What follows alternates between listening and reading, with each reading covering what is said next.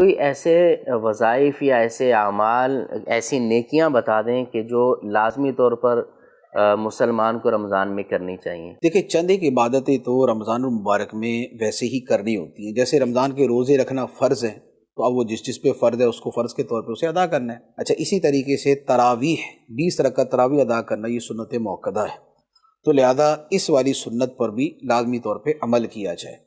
اب اس کے علاوہ جو دیگر چیزیں، اچھا اسی طرح آخری عشرے کا اعتکاف ہے، تو اعتکاف رمضان کی ایک خاص عبادت ہے کہ جس کی رمضان میں بطور خاص بڑی فضیلت ہے۔ تو یہ چند عبادتیں تو وہ ہیں جو کرنی چاہیے۔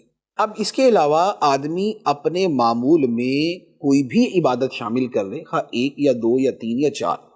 جیسے نبی پاک علیہ الصلوۃ والسلام کا معمول مبارک یہ تھا کہ رمضان المبارک میں آپ صدقہ خیرات بڑی کثرت سے کرتے تھے، لہذا یہ والا اپنی زندگی میں شامل کریں۔ اچھا، تراویح کے علاوہ نبی پاک علیہ الصلوۃ والسلام قرآن مجید جبرائیل امین علیہ السلام سے سنتے اور انہیں سناتے، تو لہذا قرآن پاک سننے، سنانے، پڑھنے کا معمول یہ بھی شامل کر لینا چاہیے۔ پھر رمضان المبارک میں تسبیحات پڑھنا کہ جو ہم پورے سال نہیں پڑھتے، کوشش کریں کہ رمضان میں اس کی ایسی عادت بنائیں کہ رمضان بھی اس کے اعتبار سے گزر جائے اور بعد میں وہ عادت بھی باقی رہے۔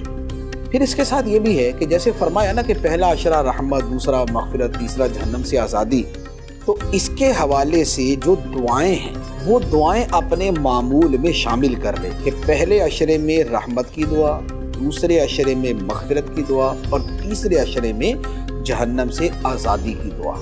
اب یہ اپنی زبان میں کر لے، یہ عربی میں کر لے، تو اسے اپنا معمول بنا لیں۔ پھر اس کے علاوہ درود پاک، اس کا وظیفہ بنا لیں۔ طریقہ یہ ہوتا ہے کہ اگر کوئی مخصوص تعداد، کوئی مقدار بنا لی جائے تو پھر اس پہ عمل بھی ہو جاتا ہے۔ رمضان المبارک کے حوالے سے اگر ہم اپنا یہ معمول بنا لیں، ہم یہ طے کر لیں کہ مثال